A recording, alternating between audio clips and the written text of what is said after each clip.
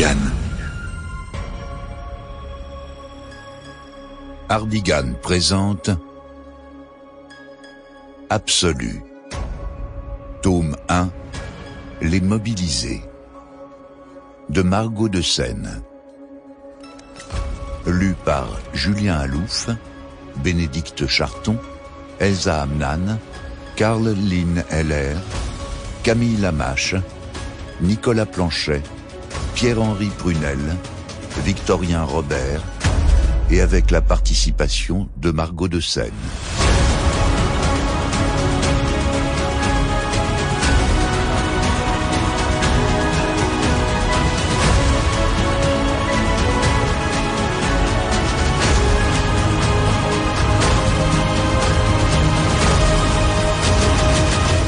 Ce livre audio est produit avec le soutien du CNL.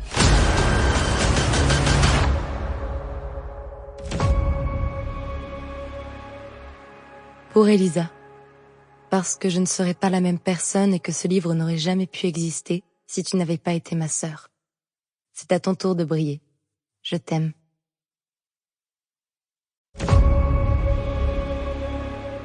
Prologue. Prime. Attente. Novum invenit pacem, la paix retrouvée, devise des rites. D'abord, il y eut le noir et le silence. Le monde s'était réduit à une immense boîte sombre que quelqu'un déplaçait sans précaution. Le curus qui nous transportait était plongé dans la pénombre.